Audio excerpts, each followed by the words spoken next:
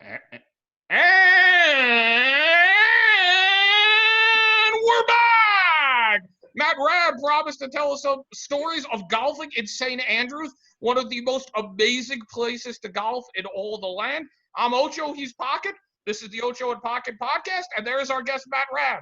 Matt, how you doing? Doing all right. Excited to tell these stories of back in 2014 when I went to Scotland for the first time. Yeah. So, most people think it's hard to get a tee time at the old course at St. Andrews. Is that actually accurate? It is, and it's not at the same time. I didn't play the old course. I played the new course, the Jubilee course, and the Castle course. I found that you had to have an official handicap to play at the old course. And when I was there, I asked, where do you get an official handicap? They said, oh, from your local club. I said, okay, well, do you have any standardization of handicap? Like, how do you verify? They said, oh, it's your local club. So I asked if I could be part of a club that is so exclusive that I'm the only member, and that the certificate or whatever to say what my handicap is just on a lined piece of paper. And they said, yeah. I said, oh, and it was too late for me to play the old course when I was there, but they said that the reason they have a minimum of, they have a handicap level that you have to authorize or to play at, is because they need the pace of play to continue at what they want it to be. So if you have an official handicap, they know that you're probably not going to be playing exactly to that, but you should be playing somewhere close to that. And that a couple had shown up, shown their official handicap, and had everything. All of their clubs were ping. Everything was just, everything was bling factor. And then it took them like 7 strokes to get to the first green. And the starter said that he ran after them to give them their money back because he didn't care that they had paid everything to play. And it cost like 320 pounds for a tee time there, at least when I went. Nice. And he didn't care. He's like, you will gum up our course, so scram. You are an embarrassment to this great game of golf. We don't want your money. Learn how to play golf and come back. Yeah, they want money so little that if you live in St. Andrews, you can get an annual membership to play any of the courses for almost no money. And the farther out you go, the more expensive it is. But if you're there, because I played I think it was the Jubilee course with some guys, and after a few holes, they were gone. And I said, wait, where are you guys going? This cost me, it was like 100 pounds to play, and or 80 pounds to play. It was expensive. I was not going to be leaving early.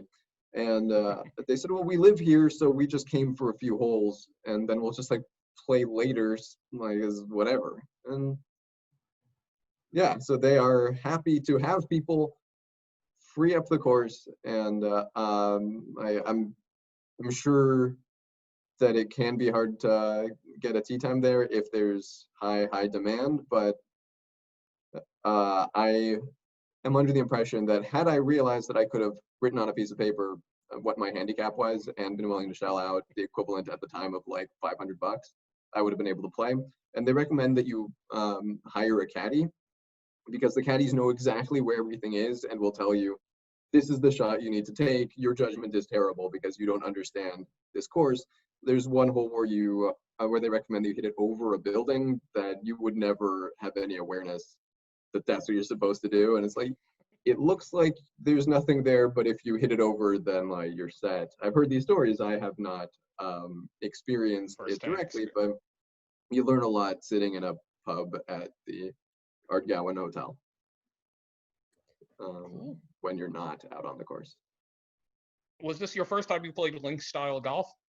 Yeah, there's like kind of a links style course at Terranea, the hotel in Rancho Palos Verdes, but that's nothing like this. But links style golf, completely different from Parkland.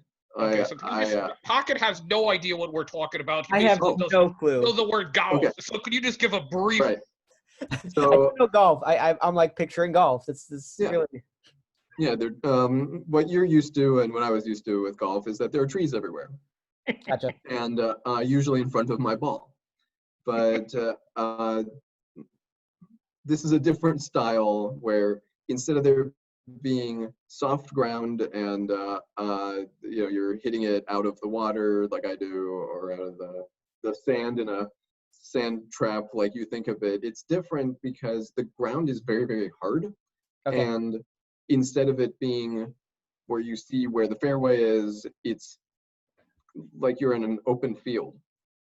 So much so that on the 12th tee of the new course, where I had been playing just poorly, I saw that it was a dog leg right, that if I could get my driver to, hook it that way, I'd be okay. And so I did, and I was very proud of myself. And then the randos I was playing with said, "Why did you do that?" I said, "Because the green's right over there." And they said, "No, the green's right over there." I was like, "Oh no." But there was nothing to make me think that I was hitting toward the wrong green other than the map, which I knew better than to look at. So And then the guy came running after you to kick you off the course for hitting the ball in the wrong direction. There is no handicap requirement in any of the courses that I played there. So when you say handicap requirement, like what does the handicap do that makes them? Well, that's where. So there's the course is rated for a certain like for par. So par is supposed to be where it's the number of shots to get to the green plus 2. So if you're supposed to be able to get it to the green in one shot, it'll be a par 3 hole. Ah, yes. No, I very much did watch Happy Gilmore. Okay. Very much happy with Happy Gilmore. Right. So if the sum of par for all the holes is 72. Okay. If you are a scratch player or 0 handicap, then you would shoot a 72 on average there. Okay. If you're a 20 handicap, you'll shoot a 92. And it's just you will probably have this many number of strokes above par, and then if your handicap is a negative number, then you'll have that many strokes under par for the course. So did they basically think that these people were going to be around on the lot forever? Well, yeah, so you needed to have at the time like a 20 or 21 handicap max. Okay. And so that is 20 or 21 additional strokes beyond what someone should be able to hit if that person is, good, is rated for that distance or whatever. But like for it to be 7 strokes to get to the first green, is already more than 25% of that, I think, of your buffer. So could they there's have no chance they're gonna make it. Could they just lied and then sucked on the green? Well, the starter window sees the first tee. Okay. You're watching exactly what's happening. It's like looking at your backyard. And so the guy's just looking and seeing, oh no, they cannot make contact with the ball. It's like watching a pitcher hit. This is not. It's baseball. They're throwing the ball before they swing, man. So yeah. And then the style of play is entirely different. Like you don't hit it in the air as much as you hit it and let it bounce. Okay. Also, instead of it ending up in the woods and you being able to find your ball, there's the fescue, the really tall grass, and your ball will very slowly roll in and then disappear. You'll find like 30 golf balls, and none of them will be yours. So the trick is to walk on the fescue as you're advancing, and but gingerly, so you can get all the free golf balls. Yeah. Even if you haven't lost yours, other people have. And then you continue because it will eat everything of yours. So, Pocket, where Matt played, and for those listeners who aren't so familiar with the great game of golf, St. Andrews, it's nicknamed the birthplace of golf. Some people believe this is the first golf course. Yeah. The old course is like 400 years old, and the new course is 100 years old. So, and then they've got other courses. But yeah, I think I've got a glass somewhere that says, yeah, St. Andrews, the home of golf. And I mentioned that I spent time, so I stayed at the Art Gowan Hotel, and I went to the pub after playing golf each day that I play golf. And I had the local beers. I'm embarrassed to say that I didn't even have scotch when I was there, which was an error, but you guys wouldn't have known if I hadn't told you. I would have still drank with you. Yeah. This podcast is where people release their deepest secrets that they never thought they'd say publicly. Somehow it just comes out. We just have that effect on people. It's true. And then we have to edit everything. Right. But when I was at this bar, if you don't mind me boring you a little bit more with the story, Please. The bartender's name is Lee. I hope he's doing well. I hope that he gets to see this because that'd be cool. But his friend came in and asked for a drink that wasn't alcoholic. Now, before that happened, we were talking about different golfers and talking about Arnold Palmer and sorry to interrupt. Pocket, have you heard of Arnold Palmer? Oh, of course. I do love lemonade. Right. So we're talking about Arnold Palmer compared to other golfers. And I said, well, the difference is that Arnold Palmer has a drink named after him. And Lee says, what? At the birthplace of golf, we're talking about one of the most famous golfers of all time. Right. He doesn't have ESPN. He's not watching This Is Sports Center commercials. And he'd probably call them adverts, but go figure. So I explained that it's iced tea and lemonade, and he says, that sounds terrible. And I say, what? But he's okay. His friend comes in and wants something non-alcoholic. And so I say, Lee makes the best Arnold Palmer in all of St. Andrews. I appreciate that. Yeah. Lee stares daggers at me. And then when I explained that it's iced tea and lemonade, I said, that sounds good. I would like one of those. Then Lee pulls out a small can. It's a small can like you'd have non-perishable foods in, right? Not like a can like a soda can, but and I said, what's that? And he said, well, there's lemon stuff in here. Like, okay. And he also started brewing tea. I'm like, what? It was bizarre. And then the whole time knowing this is going to go wrong and me watching it go wrong because this is not bottled iced tea and bottled lemonade. There's way less sugar than there should be.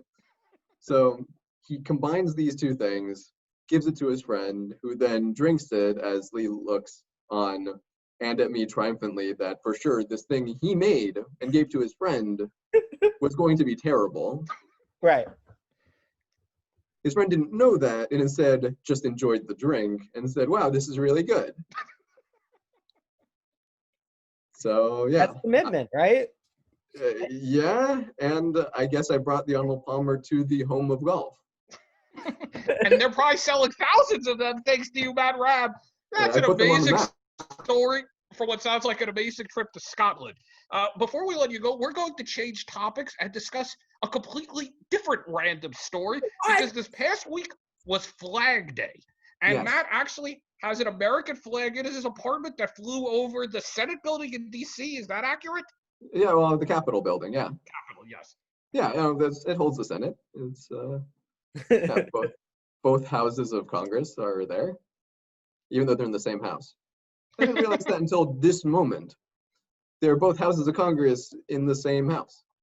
So unity. There should be less divisiveness. So how did you come to possess a flag that flew over the Capitol building? Yeah, well, that was this is quite the story of war. Because what you have to do to get that is write to your member of Congress. There is a form. And you say, hey, I want a flag. And they say, okay, do you want just a flag or do you want it flown above the Capitol? At the time, the extra amount, it was worth it to me to get to pay the extra amount to get it flown above the Capitol. And that amount was $7. Wait, really? So, yeah. How much was it total? The flag was like $23. Okay. But it's a 5x8 flag, I decided not to go for the 10x12 flag. The XXX package. Yeah, no, so it's only 5 feet by 8 feet. Okay. And cotton flag made in the USA. It's cheaper to buy a flag from the government than it is to buy it at Lowe's. And it's much better quality. I'm pretty sure it was made in a prison. And no, probably that's where it was made. And it's great quality. And I think that the prices have gone up since, but they probably have gone up at Lowe's also. I recommend getting a flag from our government. It's in our government's interest to sell you a flag for less than Lowe's does, but it takes a while. And they give you a certificate that says when it was flown. You can get it dedicated to anybody. And I had it flown above the Capitol the day that I went on a tour of the Capitol. So I got my certificate to say that it flew on the day I was there. I asked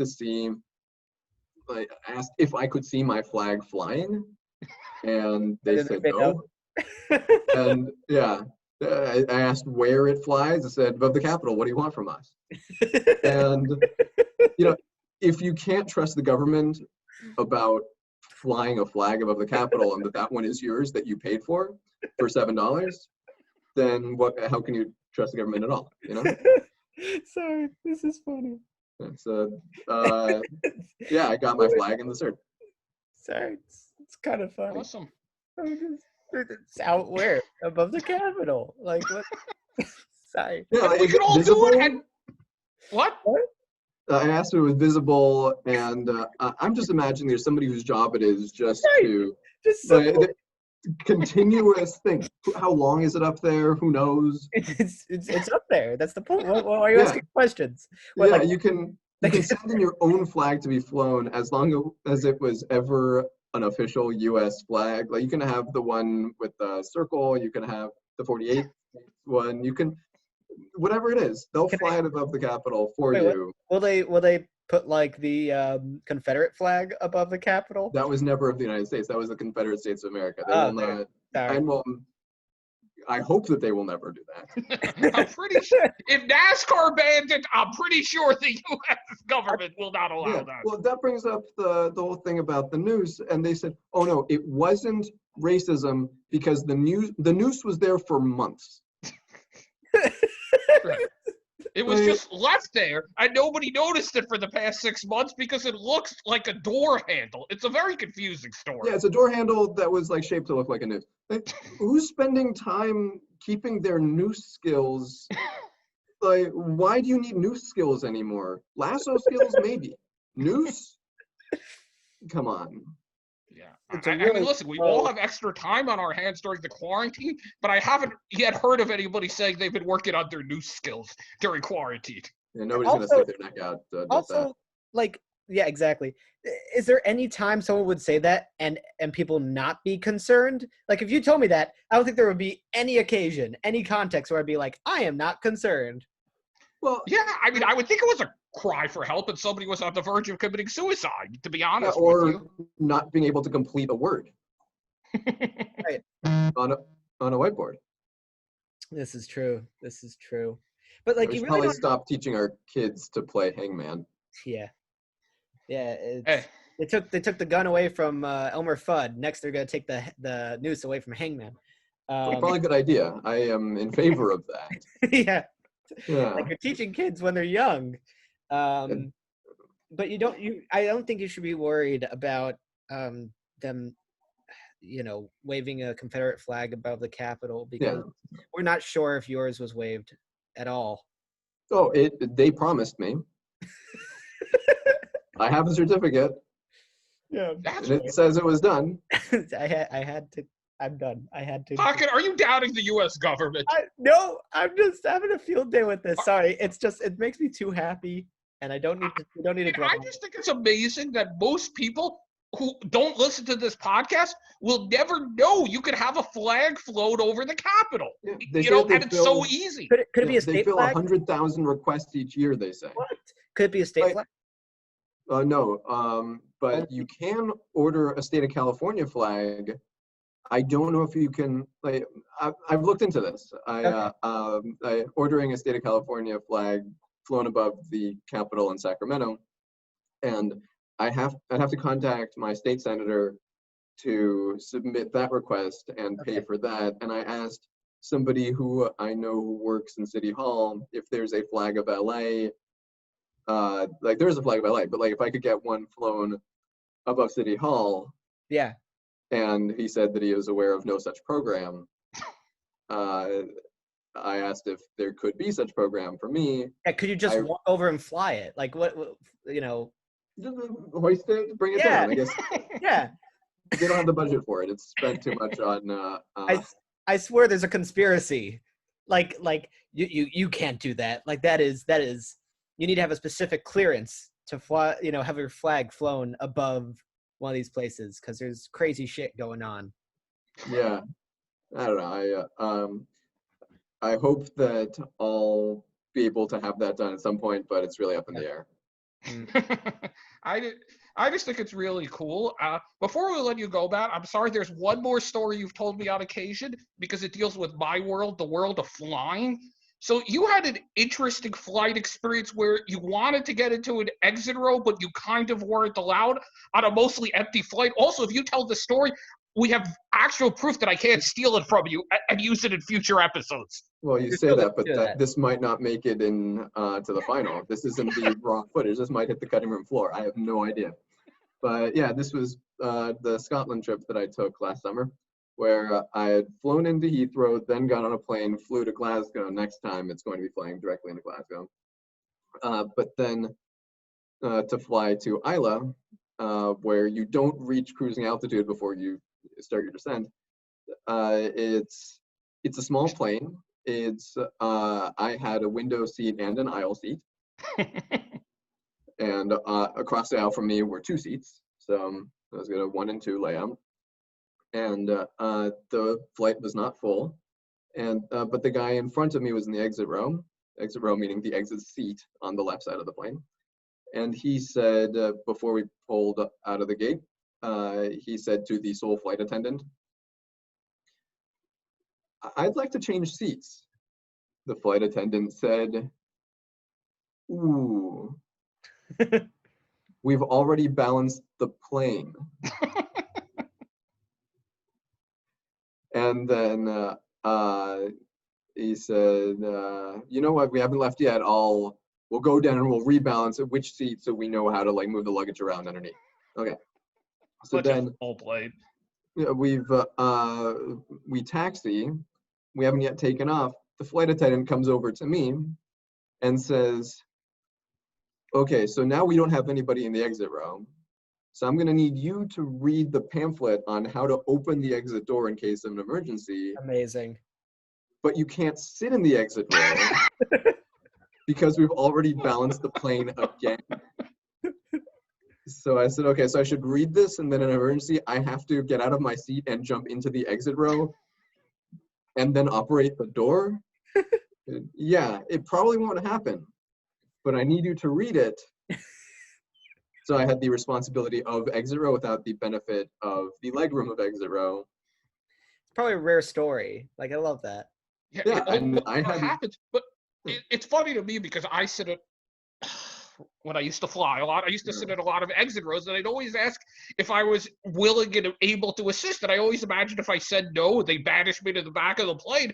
But really, what they do is they just move me 1 row up, put me in a non-exit row seat, and still give me the responsibility. Oh man. I made an error flying from LAX to JFK, picking an exit row seat on a JetBlue flight because I thought, great, it's a long flight, I got extra leg room.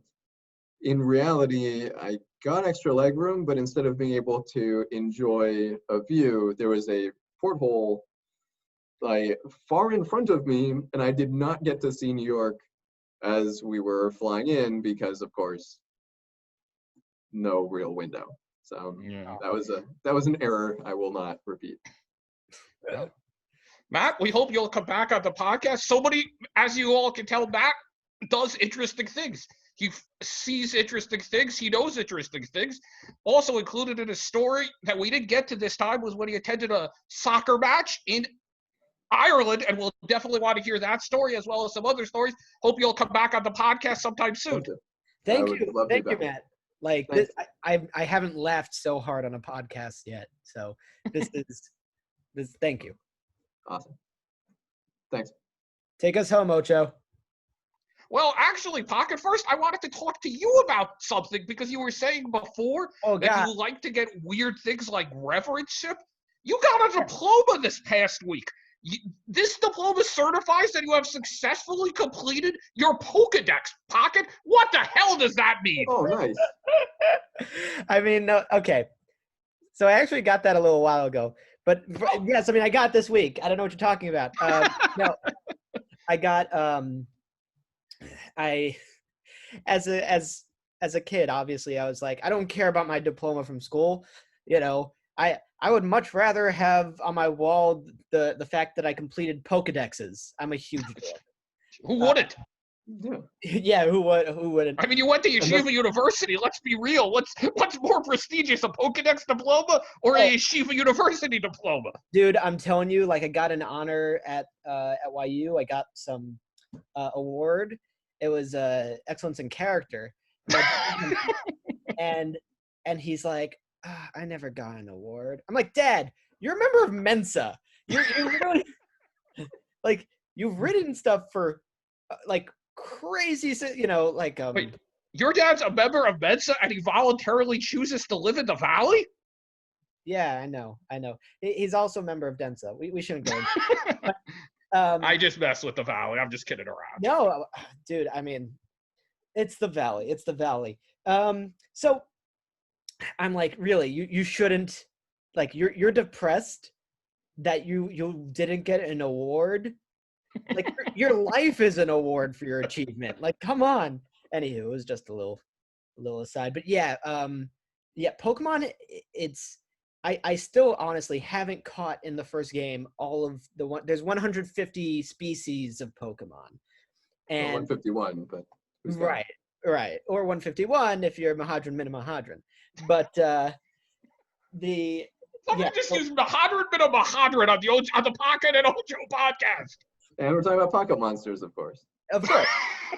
If you're best of best, it's 151. But the point is that you would collect, and it takes a while to collect, and sometimes you need to trade them or train them to collect all of them. And I did it in one of the easier games. And so, yeah, I posted it to Facebook. I thought it was going to be funny that, like, oh, guys, you know, now's the time to reach for your goals or whatever it was. And I posted the picture of the diploma from Pokemon. Yeah. That was definitely a thing. And it's verifiable, unlike my flag. Yeah, exactly. Yeah. Though I could have faked it, but I didn't. But I did. Well, that's good. So, yeah, what did you have to do to achieve this diploma of Pokedex? Oh man, I'm like, let me know if I droll on about this. But basically, you have to catch a certain amount of Pokemon, and it's 150 species. In the game I did it, it was very easy. Typically, so the game is basically to beat a certain, well, it's an adventure, and it's more to defeat 8 different leaders of Pokemon gyms. They all have their own Pokemon. You have to defeat like a fire leader, a poison leader, 8 different ones, and then challenge the ultimate leaders. But after that, they're like, hey, if you really want to complete the game, collect every single Pokemon in the game.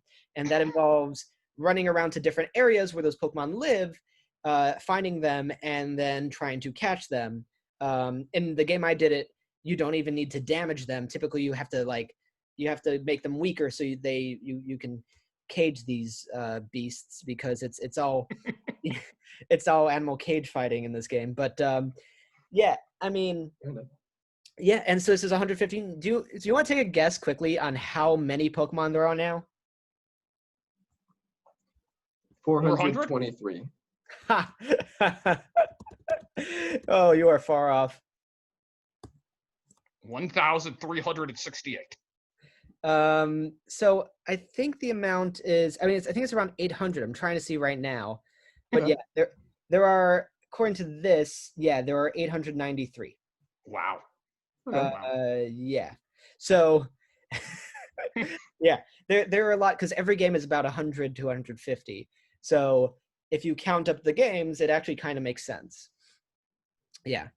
But so there's some people who've caught all 700 whatever up to, well, now all 893, I think. So Do you actually have to leave your own country to catch all 800 Pokemon, or?